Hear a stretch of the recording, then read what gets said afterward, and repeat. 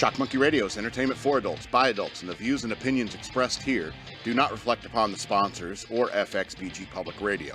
For additional information, please refer to the United States Bill of Rights. Stand warned. When you're playing Monopoly and you land on income tax, do you just pay the $200 or, simply because you're too lazy to calculate the 10%? Me too. I guess it's different if it's like the first roll of the game and you roll a 4 and you end up on income tax. It's easy to do the math because we all know that we have $1,500 in cash, and 10% of $1,500 is $150. So boom, math is easy. But once you land on that first chance card, or you buy that first property, once you go past go once and you land on income tax, you're like, screw it, $200. I only wish real taxes were like that. Everything right? Yeah, it just sounds weird. A little different. Okay. Sorry. I don't think it's you. It's just. Oh, okay. All right. Well, I'll let you hunt down that dragon. After all, it's Monopoly. It's not exactly Dungeons and Dragons. Dungeons and Dragons, the game that makes homework fun. So welcome to Shock Monkey Radio. I am your host, the Madman. I want to remind you that I have a Patreon. Go to patreon.com/shockmonkeyradio. Become a patron today. I would appreciate it. Or you can send me money through Cash App. Use the hashtag shockmonkeyradio. You can follow me on social media over here. You can see it on your screen. Or you can buy my books down in the descriptions below. You can do any and all of these things. Yeah, welcome to the show. So I was playing Monopoly the other day, and sober. And you know how it is when you're with kids and stuff like that. And you think your own thoughts, And so I decided the best time to spark up a J when you're with 9-year-olds is, I'm kidding. The best time to spark up a J or start doing shots during a game of Monopoly is when somebody has both utilities or 2 railroads or an entire color set. Because that's when it's time to start drinking, time to start smoking.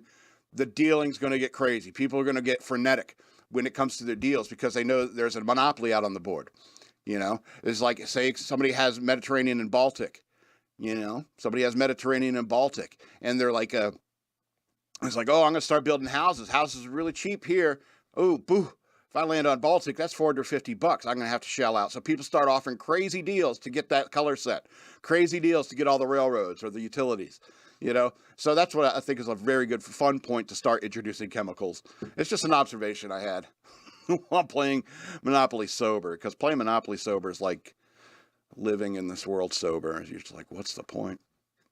And some people will argue with me about the income tax thing. It's like, that they have that Monopoly game with the credit cards and stuff like that. And I'm just like, no, don't buy that. Don't play like that. You need to understand how to manage and hold your money. I really like the idea of like spending out cash. I know it's not cash, it's Monopoly money, but you have to be responsible when it comes to handling money. All right. I've played games where most people would just keep their property on the table. Some people could put their money, they got it all stuffed up on the board in order like they do, and so many beginners do. And then you got some people just keep their cash in a stack. I've known players that keep their cash, their Monopoly cash, in their pocket. It's like, I got to go to the piss. I got to take a piss. I'll be right back. And they keep the cash in their pocket. It's like, I know what properties I have, too. And the idea is like you leave your properties out because you want other people to, see what they owe you when they land on your property. So when you come back from the bathroom, there's a stack of bills there in front of you. It's like, ooh, who landed on my property? Thank you so much. And, plus I think that there's guys who like to keep the cash, the Monopoly money in their pocket during the game. I think they just like the condescending way they can go, what'd I land on? They just lean back and pull the wad of Monopoly money out and go. I've never played with someone that kept their money really? in their pockets. You kidding me? You haven't played enough Monopoly. So I think they like to just go, lean back, pull that 10 and the 1 and 4 ones, the yellow and 4 whites, throws it on the table, and screw your ratty ass Tennessee Avenue. Yeah, I think that's why they do that. I can't believe you haven't seen people put the money in their pocket. I've never seen that. That's crazy. I don't know. It's just I think that it played with a lot of cheats. I played a lot of Monopoly in the Navy, so maybe that explains it. Anyway, so that's just some thoughts I had on Monopoly this weekend. All right. But I think gaming is important. I think gaming is very important. You know, you should occupy your mind with external things. See, I watched a movie this past weekend that, incidentally, EK and I were just talking about, called Twilight Zone the movie. I'm not going to talk about it at length because it's not very good. And so, and that one story was strangely absent. That one story in the movie was strangely absent. Have you seen the movie, Twilight Zone the movie? Oh, okay. That's why I didn't know. Oh, right. Yeah. He didn't know John Lithgow played Nightmare at 20,000 Feet. Anyway. So, and there's one story in there called Kick the Can, you know, and Kick the Can, it's this old guy comes to the nursing home, he gets these old people to play Kick the Can, and it magically turns them into kids. All right. It's kind of an interesting story, but it's also kind of a metaphor about how you need to what it takes to stay youthful, you know, and a lot of people will tell you, like, as you grow older, is like, you know, motion is lotion. Motion is lotion. You're like, getting up and doing stuff is so good for your health. You know, sitting on your butt all the time. I know you're old and your knees hurt and stuff like that, but you getting up and doing something is always good for you physically.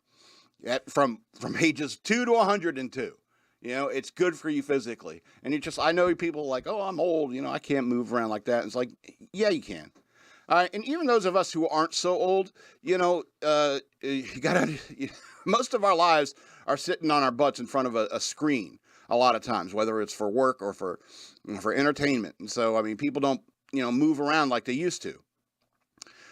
And so, it's always going to be important to do things like that. But you need to, like, learn how to understand your mind. Because I also saw another movie this past weekend, and there's a line in it that I really like, and the line is, well, you know what they say, a mind is a terrible thing.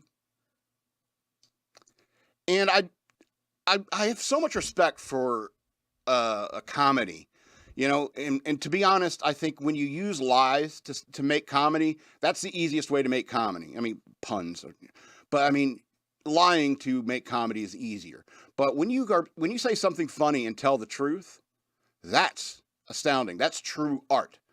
And so that line, a mind is a terrible thing, is really, really a good kind of quote, because, you know, you got to understand how to, like, deal with your mind. When you start thinking about all the possible mental illnesses that exist, psychosis, psychopathy, sociopathy, you know, schizophrenia, you know, depression, anxiety, you know, gender confusion, all this stuff that, you know, is a big problem in the United States these days. All this stuff, you know, is the consequence of, like, not being able to control your mind in many ways. You know, I suffer from illnesses. I have neurofibromatosis type 2. I have a major depressive disorder. But you know what? I don't spend all day, every day on WebMD or joining NF type 2 groups on Facebook, talking to other people with NF type 2, and like, oh, I've had it so hard today. It's my NF type 2. You know, I don't focus on those kinds of things in my life. I understand that I was handed a flawed piece of clay when I entered this world, and so I have to accept it for what it is. But I'm not out here, like, studying, like, my condition, what condition my condition was in.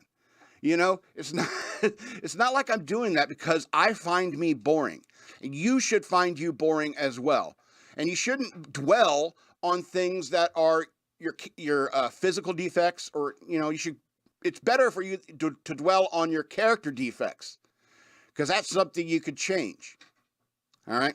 And I find a lot of people, you know, they occupy their mind with all this this research about themselves, me-search, and they're just like, oh, and it's like that person you knew as a kid is like, how you doing, Grandma James, or something like that. Oh, my knees hurting. It's like, oh, my elbows hurting. I could tell it's gonna rain, and like I had some palpitations earlier. I had to take my pill. I had to take a nap. You know, it's like, and you realize, like, the person is talking about themselves in a way that you're not allowed to say. Quit talking about yourself. You know, if somebody comes around boasting all the time, I think it's even a condition. It's like Munchausen, I think, where all you're doing is Munchausen syndrome, where you're constantly complaining about trying to get attention by how much, you know, medical problems or, you know, psychological problems you're having and stuff like that. And you need to focus on external things. And that's what gaming is good for. There's such a thing as too much introspection. There is such a thing as too much looking at yourself and talking about yourself and following some Facebook group of people like you. Oh, I got NF type 2. That's what role-playing games are for. That's what helped me get through my depression and my issues and illnesses, was being able to focus on something else, something external from me. It makes me participate in the world, and it makes me talk about things, that aren't about myself all the time. And I don't know about you, but people who talk about themselves all the time are exhausting. I know I talk about myself sometimes on this show. It is just a one-man show and all that. But do you understand that I frequently focus on external things? I focus on movies I saw. Think about this Monopoly game I played. And every time I think about all the satellites out there in orbit, there's just big selfie sticks, giant selfie sticks. 90% of those satellites are turned back at ourselves. And that doesn't make for a healthy society. That's all I wanted to say about that. And then my mama, she chased them off with a broom. All right. You want to talk about the writer's strike for a little bit? Because it's kind of interesting. The writer's strike is kind of interesting for me because I'm willing to be a scab. You want to hire somebody who's willing to work? I'm willing to work. You put me in charge of the next DC movie? Ooh, let me pick it. I'm going to do old school Ted Kord stuff. You know what I mean? I'm going to do a Blue Beetle, Booster Gold team-up movie, and it's going to be a comedy, and it's going to be awesome. Hire me, Writers Guild. No, the Writers Guild is the one who's striking. Hire me. I'll be a scab. But the point is that, I had hoped that these writers are striking because they're sick of the human resources department coming into every script they have and say, can we add somebody who is non-binary? Can we add somebody? We need one of every race in the movie, cast in the movie. We need at least one gay. We need at least one transgender. I would hope that that's what the writers would be protesting against. But, as many of these union things and collective bargaining usually comes down to, it's more money, more air, same stuff, more freedom, more money, more air. So, but the Writers Guild, the Writers Strike is a good thing for people like me, for people like us who are never part of that, that group of people. I follow a lot of let's say C-list writers that I enjoyed over the years, and several of them are in this writer strike, and I'm just I never felt like I was worth that much money, and probably you agree, and that's why you're not going to Patreon right now. But it's the purpose. The point is that even if I was striking, I would still be writing. I'm lucky in the sense that I don't have to, I'm not a part of that union. So I'm kind of happy I'm living in a right to work state, I suppose. That's what I'm saying. You guys yeah. Because I'm going to work no matter what. This is something I discovered about myself, and this is how this show ended up, is how my books became a thing, is because it's I'm going to write. Might as well put a bridle in its mouth. You know what I mean? Make it mine. So I think the writer's strike has been a good thing for me. All right, let's talk about Dinner for Schmucks. I got to watch this movie again. Both of these movies I'm going to be talking about are free on YouTube right now. Go check them out so you can enjoy them too. Dinner for Schmucks, I saw this one again. This is a 2010 movie. And of course, if you don't know this, I don't have to tell you because, I understand that this was kind of panned. Let me pop down here to the reception. Rotten Tomatoes holds a 42% based on 191 reviews. Average rating of 5.4 out of 10. Not necessarily critically acclaimed, but I think it's brilliant. I think it's a hilarious movie. Maybe it's because I'm not a kind of guy who goes to Sundance every year. Maybe I'm not the kind of guy who's interested in foreign films. I don't speak 6 languages and like want to discuss European cinema, the nuances of European cinema. All right. Because in many ways, this movie is European cinema.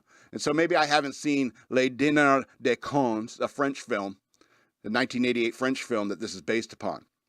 All right, stars Steve Carell, Paul Rudd, Jermaine Clement, Jeff Dunham, Bruce Greenwood, Ron Livingston. How did Jeff Dunham get bigger billing than Ron Livingston? Because Ron's... How did Jermaine get bigger billing than... Well, I understand why, because Jermaine Clement was excellent in that role.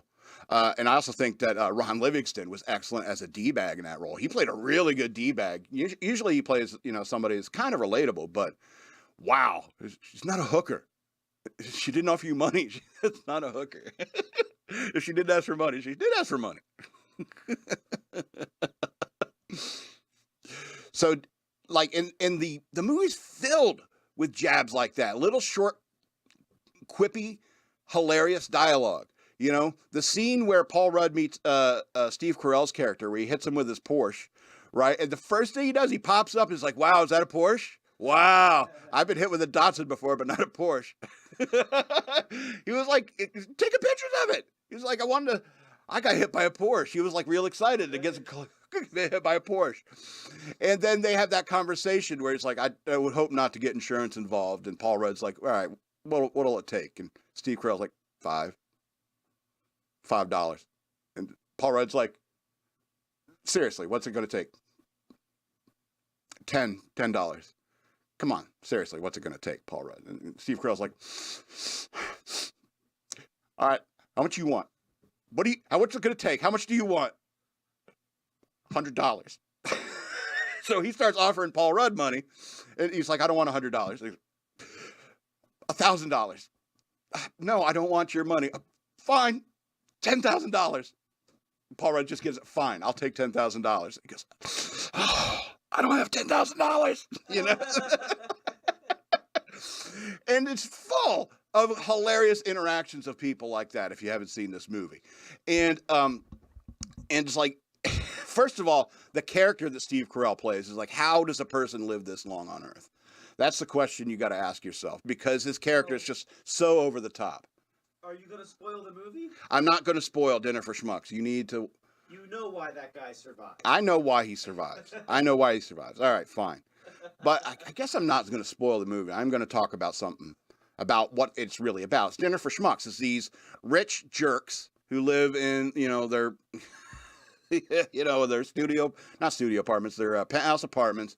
And they play these games where they collect weird or eccentric people and show them to each other so they can make fun of them. There's plenty of movies like that. It's like, Dangerous Liaisons, and pretty much, as Dennis would say, it's pretty much any movie in the early 90s or something. Pretty much any movie. And there's a conversation that Steve Carell has with Paul Rudd, where Paul Rudd tells him, like, they brought you all here to make fun of you. And it's like, and Steve Carell looks at him like, why would they bring a bunch of really cool and interesting people together and make fun of them? That doesn't make any sense. And Steve Carell's hobby is this dressing up dead mice in little scenes and stuff like that. It's an incredibly creative and weird, hobby. And when you get this display that he of all this stuff that he made, and it's really kind of cool in a very nerdy and interesting way. It makes him a unique person, a unique character. And I think that's kind of the point of this movie, is that it's better to be a unique character. It's better to be a blind sword fighter, than just being typecast, or something like that, or just more like, instead of just following the crowd. Because when Paul Rudd's, offered this proposition of this Dinner for Schmucks, he says that's messed up. That's how he reacts to it. It's like, yeah, we make fun of these people. And it's like, that's messed up. And they're like, yeah, it is messed up. And he's like, okay. So he ends up agreeing to this. And this causes all sorts of problems with him and his girlfriend, because it is messed up.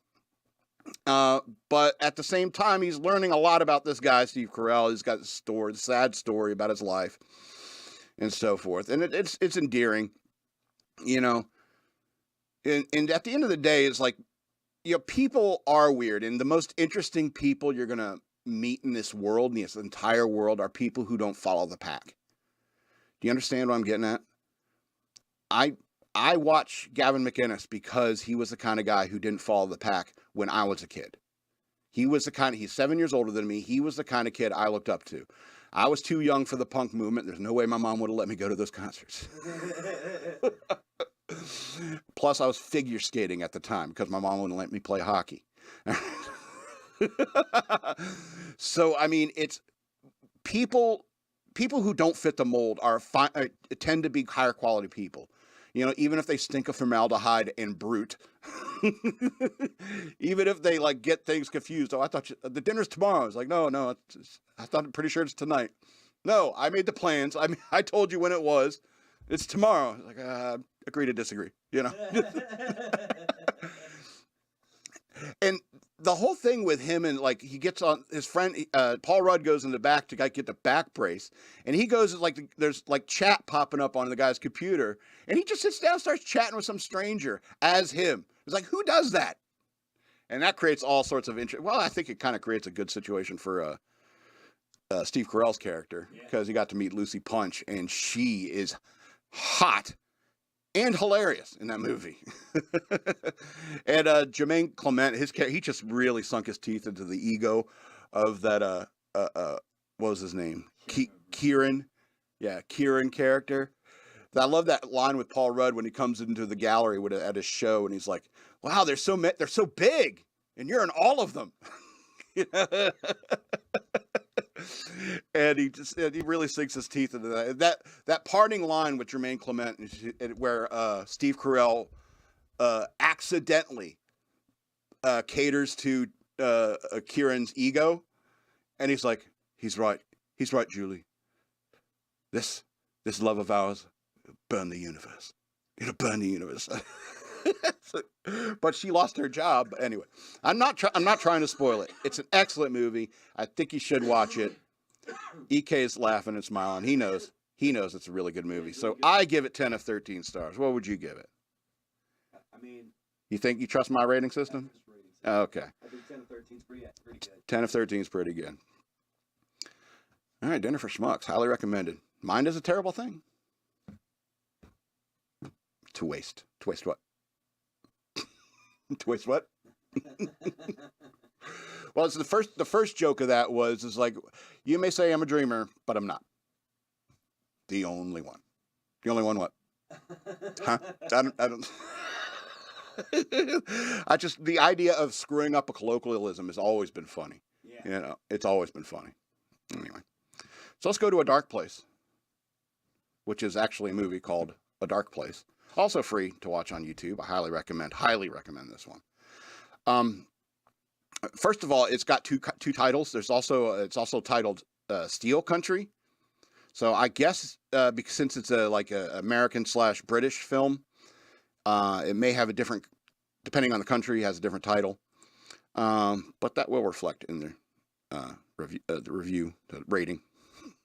So it has this guy. He's the lead actor, Andrew Scott, and you have that look at him, and you look at him, and you're like, he was in that. He was in, and you're right. You're probably right. You know, because he's got one of those faces, and you're just like, you've been in. I've seen you in. He's like that celebrity you meet on the street, and you're like, I know you. You know, you may, you're that guy in that movie with that thing. That must suck being like a B-lister, you know. But this guy's in a B-lister, if you ask me, because of his acting in this movie. But I did do some research on him. He was in, what was it? 1913. So I think that was his most recent work. Yeah, The Duel, 2009. Let's see, nothing else really pops it out at me. Handsome Devil, Dark Place, 1917. Handsome Devil, beautiful, fantastic. Yeah, so he's a British actor who has an amazing American accent. I'm convinced, and he's a loser. His character is a loser. His name is Donald Devlin. He's a garbage man, and he likes to wear this lucky hat while he's collecting garbage, even if it's summer. And he drives by this house every day, and there's a kid on the window, and the kid waves at him. And then the kid turns up missing. A couple days later, the kid's found dead in a stream nearby.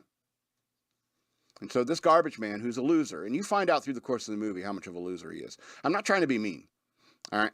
I'm trying to accentuate how much I love a story where a protagonist is a sad, pathetic person. I always like stories that at least begin that way. But he's a sad, pathetic person with a heart of gold. It's like, I don't know, it's almost like Falstaff, I guess. It's great art in that regard. But he starts asking questions around town. Like there's this one scene where he goes into the diner. He asks the waitress if is there anybody strange people around town, any suspicious characters? And the chief of police overhears him asking this, and that confronts him outside. He's like, hey, what you looking into this for? You shouldn't be, don't look into this. The kid drowned. That's all there's to it. So the kid drowned. He wandered off and the kid drowned. And the reason why his character is Donald Devlin it's because the kid waved to him. It's because he was a nice enough kid to wave to the garbage man. He never knew the kid, never talked to him, and he asked his mother. He went to express his condolences to the mother when he picked up the trash, and she said that her son wouldn't wander off. He wasn't that kind of guy. He hated the woods. He was scared of everything, and so he gets a bee in his bonnet, as they say, especially when you consider the hat, to find out what exactly happened to this kid. And he's asking questions all around town. And he's got a buddy who's a cop. He asks him questions in a bar, and he's like, let this go. The kid, kid drowned. That's all there's to it. He starts getting all the little snippets of information here and there throughout the movie, and he starts following these leads, And finally, he's bugging enough people, and the chief of police has to deal with him again. Tell him to quit looking into this.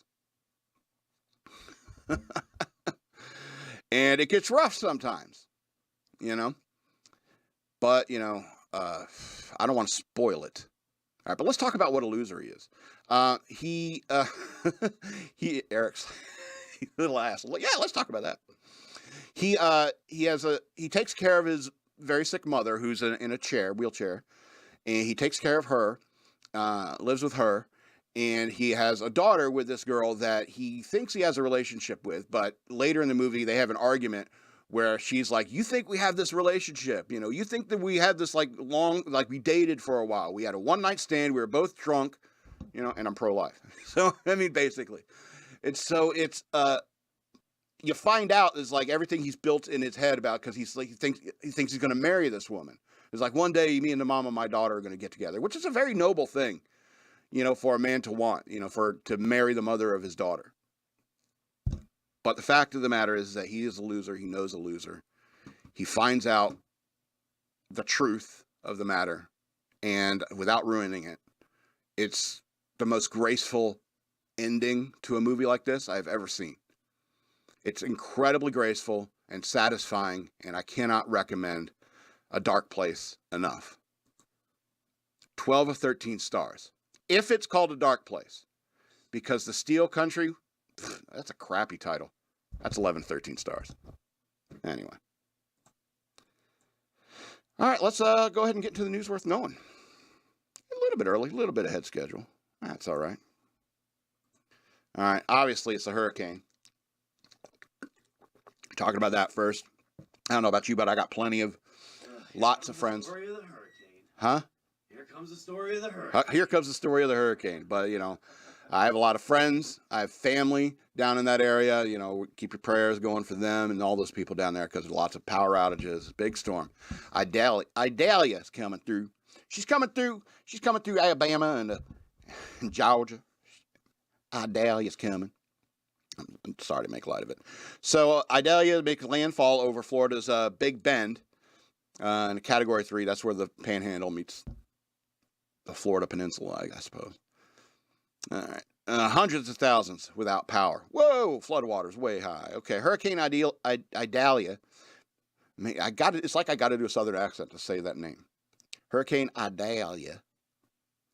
I'm Hurricane Idalia, and I'm flinging Vidalia onions. I'm saying it's the tune of Elvira. Elvira. Idalia. Giddy up, giddy up, giddy up. Boom. Dang it. This is serious. People are without power. People might be dying. Anyway, catastrophic category 3. It's all his fault. Wednesday at 7:45 a.m. it came ashore today. Hundreds of thousands without power. It's since been downgraded to category 1. That's, I guess, the good news. It's always fast over the water. Always fast over the water. Idalia produced storm surges. That's the most dangerous part of storms. Several feet in the area. Damaging winds held up to 130 miles an hour at one point, according to the National Hurricane Center. Caused flooding that completely encompassed Floridian roadways, and it would pass the Appalachian Bay and made landfall over Florida's Big Bend region, where the peninsula merges with the Panhandle. I guessed correctly. At least 2 people have died in vehicle accidents as the storm made landfall. Oh, Lord.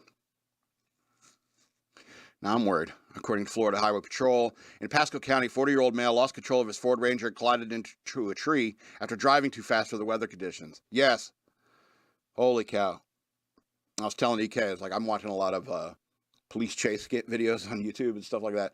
And the ones where the cops are chasing in like rain, holy cow, can you tell? Like at those higher speeds, like just hydroplaning a little. Oh, survive that one.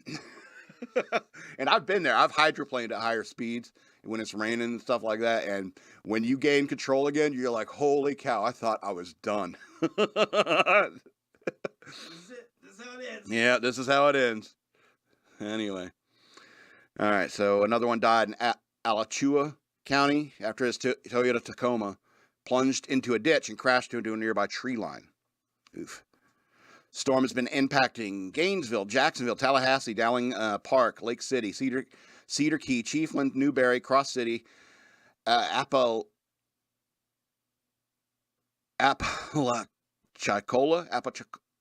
and Perry.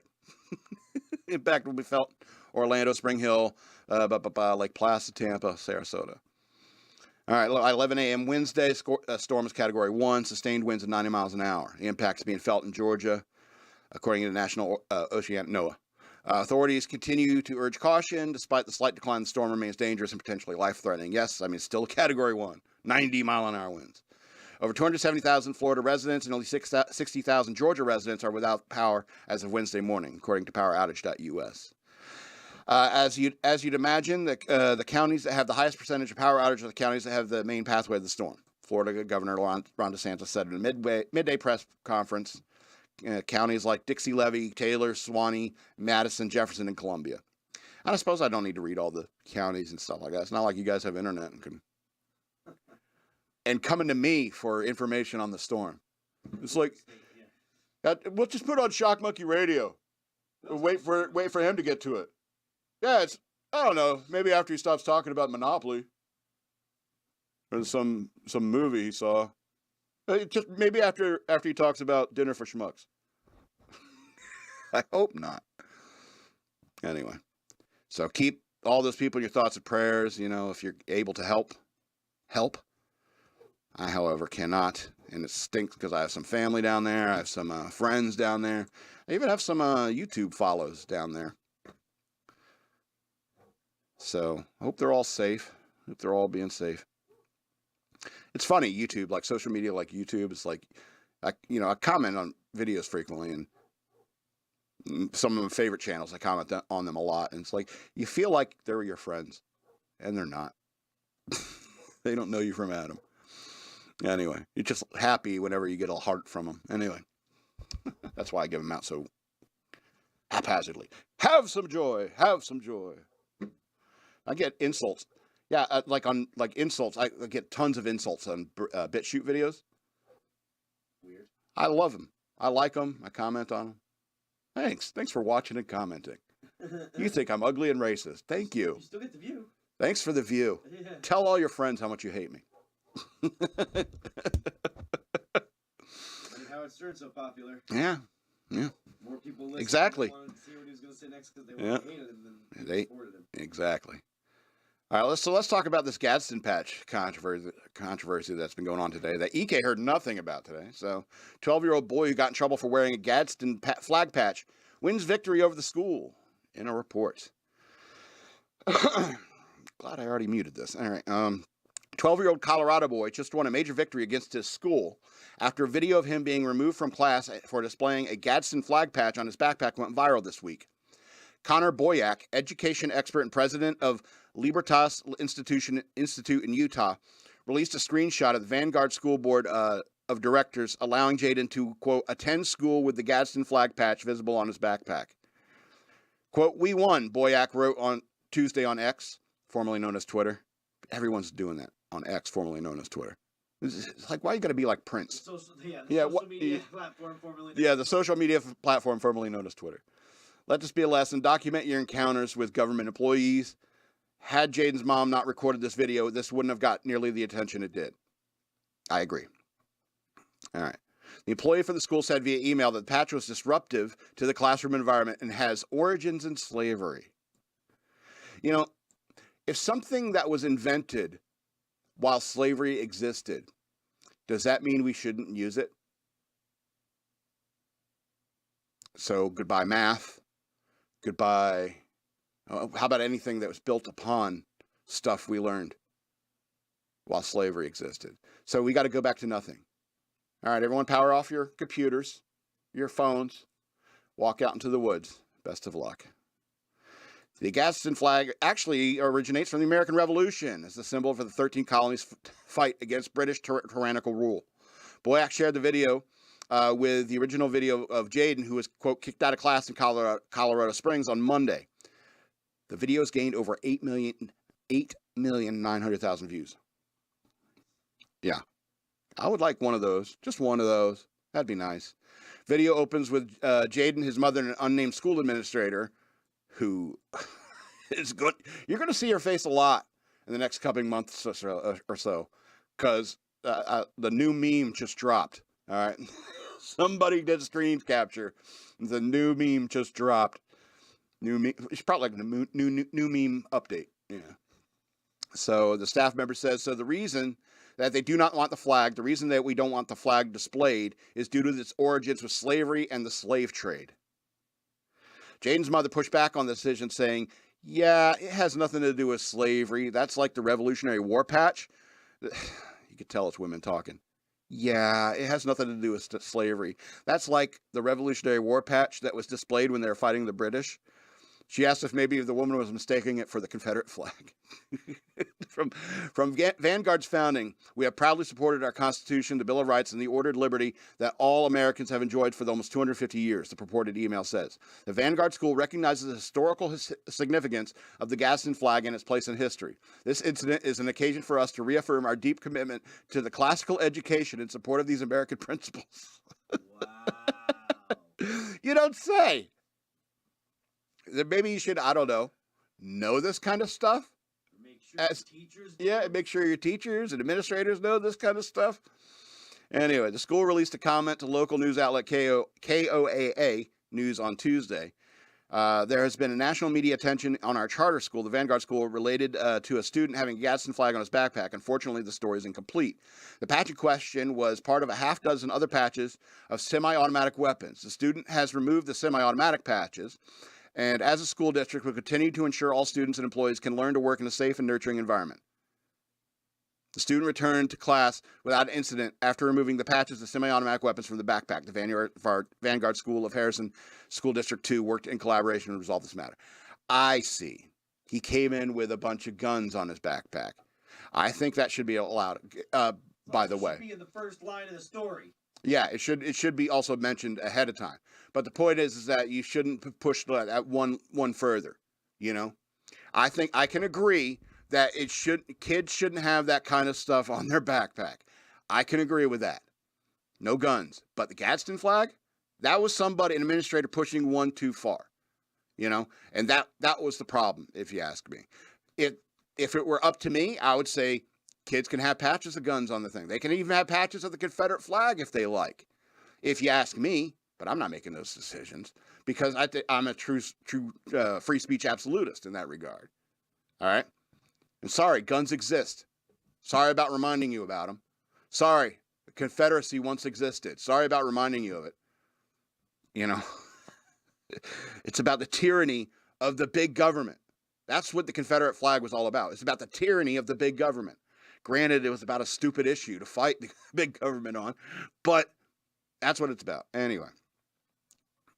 But the Gadsden flag, that's American. That's as American as it gets.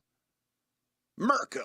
Anyway, let's talk about Vivek Ramaswamy a little bit. Going and fighting the enemy on their turf. Ramaswamy confronts MSNBC host on climate change. Hard fact, fossil fuels prevent climate-related deaths. Damn, I hate reading those secondary headlines with that Fox News. It's like they're so bad at it. You need to understand that there's quotation marks all over that. There's like 2 different quotation marks in the sub. Right. Editing! During a recent appearance on MSNBC, 2024 Republican presidential hopeful, I would underline hopeful, Vivek Ramaswamy pushed back on MSNBC host Andrea Mitchell's claim that climate change has resulted in the deaths of 2 million people in the last 50 years. Ramaswamy argued that the evidence shows technology powered by fossil fuels has reduced the amount of climate-related deaths by 98%. Absolutely. That is 100% true. God bless Willis Carrier. There's a video on my channel called God Bless Willis Carrier. You know how many people can live in Arizona now because of Willis Carrier? Anyway. He also criticized Mitchell's anecdotal evidence because some Floridians have claimed to never have seen a hurricane as bad as Hurricane Idalia. Not true. It meant climate change is a potential threat. Hurricanes have always been awful. Anyway. Mitchell began the topic by bringing up Ramaswamy's recent comment at the GOP debate about climate change being a hoax. Quote, let's talk about the hurricane that is now approaching. You've called climate change and that agenda a hoax. You said more people are dying from bad climate change policies that are of actual climate change. But according to the UN agency, extreme weather events compounded by climate change caused the deaths of 2 million people between 1970 and 2021. Mitchell then asked what's up? 2 million? 2 million. Between 70 and 21. Yes, I guarantee you at least that many people have died in those years. 2 million. Okay. 70 and 2021. Yeah. 50 years. Yeah. Mitchell. 40, that's 40,000 a year. 40,000 people a year? 40,000 people a year. Okay. It's just. Okay. I don't think so. No, that's what I'm saying. I'm not arguing the math. I believe your math, but you're stopping the show for math. No, I'm saying it's such a small amount to be represented by such a large number. Correct. Exactly. It's like it's all statistical manipulation. I understand. This show isn't a math-based show. Go back to your Excel spreadsheets. Anyway, Mitchell then asked Ramaswamy if he could provide evidence that more than 2 million people died from converting to clean energy. Ramaswamy countered her by saying fossil fuels have led to many people surviving climate-related natural disasters. Yeah, like helicopters, boats, motorboats, speedboats, fossil fuels. I can offer clear evidence because they go long and far and fast. Fossil fuels rule. I could offer clear evidence that the number of climate disaster-related deaths is down by 98% over the last century. The number of people who died of hurricanes, tornadoes, heat waves, and other weather-related events in 1920, for every 100 that died then, 2 died today. That is 98% exactly. He did the math the other way to be confusing, like EK did. This is a math show. All right. Now he continued, and the reason why is more plentiful, abundant access to fossil fuels and technology powered by fossil fuels. And I can tell you today that it is a hard fact. None of these things are disputed. 8 times as many people die of cold temperatures than of warm ones. Heating systems. The right answer to all temperature-related deaths is more plentiful, abundant access to fossil fuels. After mentioning the necessity of carbon dioxide in plants on the planet and reiterating that his points on the climate represent the hard facts of the issue, Mitchell used Floridians talking about how bad Hurricane Idalia looks. There's a hard fact of the hurricane, this is a quote, that's now approaching. The mayor, through 3 generations, St. Petersburg resident, says he's never seen anything like this, the ocean warming. Well, let me move on to some, and Mitchell said before Ramaswamy prevented her from changing the subject. Andrea, may I respectfully offer a response to that? And I mean this with due respect. If someone on the other side or an uneducated person from Arkansas didn't go to college and offered one weather event as an end to one anecdote to help support the theory of global climate change, you'd laugh them off as a stage as a rube for saying they don't follow data. He said, the same shoe has to fit on the other foot. Follow the actual data, he added. Mitchell's responded, and I'm not talking about one person's opinion. We talk to professors, academics, industry people. This credentialism, this people say like, oh, well, I'm a doctor. And it's like, that doesn't impress me. I've seen the college graduates coming out these years, all right, lately. I'm not impressed with that stuff anymore. I used to be impressed with it. Not anymore. It's like, oh, we talk to experts. And it's like, you don't need to be an expert in something to know what is right. Anyway, so Ramaswamy's always on the attack with these people, and people like that about him. But I mean, I don't think he's got what it takes. I think he's just jockeying for a position in the future cabinets and maybe even a run further down the road. Anyway, so let's talk about this awesome event. Climate protesters ridiculed as tribal police plow through Burning Man demonstration. Quote, bless those Rangers. Indeed, you tricky bastard. It tricked me into clicking the ad. Anyway, climate protesters in Nevada were arrested for blocking traffic on a busy road, which led to tribal police taking matters in their own hands, allowing a barricade set up by demonstrators and making arrests. The, quote, outnumbered panel applauded the arrests and discussed why this method of activism is not productive and argued that the eco-protesters do not truly care about the environment. A video captured the chaotic moments when tribal police in Nevada dispersed at gunpoint a group of climate protesters who were blocking a road and causing a massive traffic jam for those looking to get to the Burning Man festival. The footage taken Sunday at the beginning of the annual gathering in northern Nevada's Black Rock Desert shows a law enforcement vehicle smashing into a sign that reads, Burners of the World Unite, and a trailer that had been set up across the road behind it. Quote, we are not violent. Please, we have no weapons at all. We are environmental protesters. A woman is heard yelling as the police handcuffs one of them.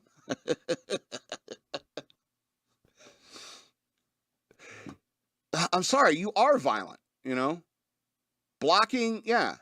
I'm sorry, that's an action of violence. I think chaining yourself to anything, chaining yourself to a tree, blocking the road or something like that, that's an act of violence. It's probably against yourself. I would say it's an act of violence against yourself.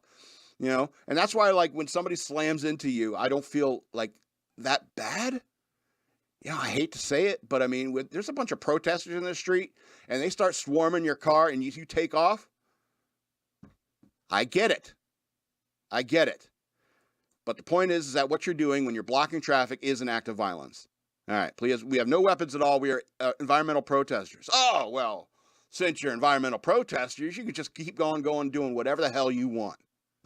That's not how this works. Anyway, let's go on with this article. In the build-up to the police response, the same woman appears to have chained herself to the trailer, which members of the public were seen trying to move so traffic could start flowing again. Fox News weekend host Lawrence Jones applauded the tribal police for taking action, saying everyone has been waiting for law enforcement to step in and establish authority. Yes, for years now. When that stuff happened in Seattle, when that stuff happened all over, after George Floyd, a lot of us were like, what the hell? Why are you letting this happen? Anyway, so Jones pointed out that the same activists were not in East Palestine, Ohio. Pointed out that these same activists were not in East Palestine, Ohio during the train derailment that spilled toxic chemicals into the community or helped to pick up trash in major cities. I don't know what that has anything to do with it. Stopping people from providing from their family is not the way to do it. All right, ban oil. Yeah, it's all ban oil, ban, capitalism sucks and blah, blah, blah. So, I mean, I don't know. Do you think they drove out there? To where, you think they dragged that trailer out using fossil fuels? Anyway. Idiots. All right, let's get into two lighter stories before we get out of here. And this one's confusing me. I'm kind of wondering who's wrong. Who's wrong in this? All right, so an anonymous Reddit user who claims to be a waitress has gone viral over a photo of a receipt she shared online, with a customer reportedly writing to her that he chose not to tip because he thought it was rude of her to ask if he and his wife wanted to split the bill. The Reddit user uploaded a photo of a receipt where it claims to have received, which is dated Sunday, August 20th, and it's timestamped at 7:37 p.m. To the mildly infuriating subreddit, 6.3 million member forum, blah, blah, blah, blah. The receipt subtotal amounted to $65.80 with a strike-through present in the space where the customers typically list how much they're tipping. Quote, no tip because it was rude to ask my wife and I if we wanted separate checks. A handwritten note said on the receipt's right side. The Reddit user who used the image on Monday, shared the image on Monday, August 21st, said he had the audacity to write this with his pen. Should he have written it in blood? In follow-up comments, the Reddit user claimed the restaurant where she works has a policy that requires servers to figure out how customers are going to settle their bill before printing the ticket. Another wrinkle. She added that she had never suspected the pair to be a married couple because they appeared to be a significant age difference. Another wrinkle. He was late 50s to early 60s and she was much younger. She wrote with one follow-up comment. Keep your judgment out of your job. If it's his daughter, would he pay for that too? Anyway, Fox News Digital reached out to the Reddit user for further comment. Anyway, commenters to the Reddit post what they're saying. All right. Okay. Most restaurants and bars are going to ask checks for a single check or split checks. That appears that they may be, even when it appears there may be a couple. All right. Split checks are more common than ever due to business meals, due to corporate spending rules, and even with couples, as a culture has moved away from more traditional dating expectations. I don't care about any of that. I don't know. What do they call it these days? EQ? Do you have emotional EQ? What is it? Emotional quotient? Something like that. You have a high emotional intelligence or something like that? All right, you don't know if they want split checks. You need to use, I don't know what's that lump 3 feet above your ass. You need to use your brain. All right. Plus, it all depends upon how you say it. If you come up to the table and they have been like holding hands or something like that, it's like, oh, just split the check, I assume. Then you're a moron. All right. But what you could do is you come up to the table and it's like, is it all one check or should I split? Okay, it's just one check. I figured. I got to ask. There's a lot of people coming to like business lunches. I don't know, a lot of people can have wedding rings. It doesn't mean they're necessarily married to each other, I mean, it depends on how you do it. If you have like some charisma, if you have some way to like interact with people that is non-threatening in order to obtain information, then yeah, it's like there's a way to do that. All right. And if you're a waiter, if you're in a service industry like that, excuse me, waitress, you should have that kind of intelligence, how to like inoffensively get information from people. All right. And even if they did want to split checks, how should I put this? Even if you thought that they probably wanted to split checks, I mean, is there a reason why you thought that? Were they arguing? It's like maybe they're divorced. Yeah. Or maybe it's like, or clearly that guy is pissed at her. So maybe he's going to be like, I'm going to make her pay for this. But I don't know why you need to split the check. My point is that, I don't know, it really depends on that particular situation, for me to make an accurate ruling on this. So, but what I will say is that, as a waitress, you need to have the intelligence and charisma, the skill, social skill, to figure out what the situation is, or at least present it in a non-threatening way. It's like, I assume it's going to be one check, but I need to ask. They make us ask. There's a way to present that because, a lot of business lunches, So I just think that's just, I don't know. You didn't deserve the tip. You didn't do your job well, And you can't just assume that everyone's, going Dutch, Can't assume everyone's just Netflixing and chilling. You can't just assume everyone's as shallow as you are. Anyway, let's talk about one last story a bit closer to home. Virginia bird bandit wanted after robbing victim at knife point while parrots sat on his hat and shoulder. Virginia police are searching for a man who brought his parrot companions along while he allegedly robbed a victim at knife point inside McDonald's. The man, described by police as the Bird Bandit, entered the restaurant at Arlington Boulevard in Fairfax County at about 8 a.m. on Tuesday with 2 parrots on the brim of his cowboy hat and a third on his shoulder. Fairfax County police said in the news release. The suspect allegedly pulled a knife on a victim and robbed him of an undisclosed amount of money, police said. And he was laughing the entire time. I added that. That's editorial. Fairfax County Police described the suspect as a Hispanic tattooed man between the ages of 28 and 32 and is wanted for strong arm robbery. Surveillance footage captured from inside the nearby convenience store showed that the man wearing a black cowboy hat and a patterned shirt had 3 birds sitting on his hat and his shoulder. Yeah, he's got like a happy, fun, like summer shirt. He looks like Charlie Sheen from 2.5 Men. He fled in the area in a blue Ford SUV, police said. Detectives are asking for help identifying and locating the suspect. Do you have any friends? Boy, bird people are weird, aren't they? There's people who like you're a cat person or a dog person. Then you have somebody somebody will overhear that conversation from 3 cubicles away and jump up and say, "I'm a bird person." Like, we know, D. We know.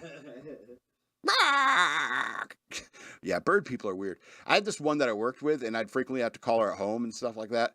And you call her, and it's like, well, here's the situation, and we got the background. It's like, are you murdering people there? No, I have a lot of birds. It's like, no wonder you're so friggin' weird. Anyway, so if you're in Fairfax County, keep an eye out for that guy. Or if you know a guy who has 3 parrots and a very loud sense of style, maybe you should call the police. Anyway, this is going to be the end of the show. This is Shock Monkey Radio. I want to remind you again that I have a Patreon. Go to patreon.com/shockmonkeyradio. Become a patron today. I'd appreciate that very much. You can also send me money through Cash App. Use the hashtag shockmonkeyradio, all one word. You can follow me on social media. You can find the link, the information over here on your screen. And most of the books. I have books available for digital download on Amazon.com. Search for the links down in the description below. So yeah, this has been Shock Monkey Radio. I'm the Madman, and I love you.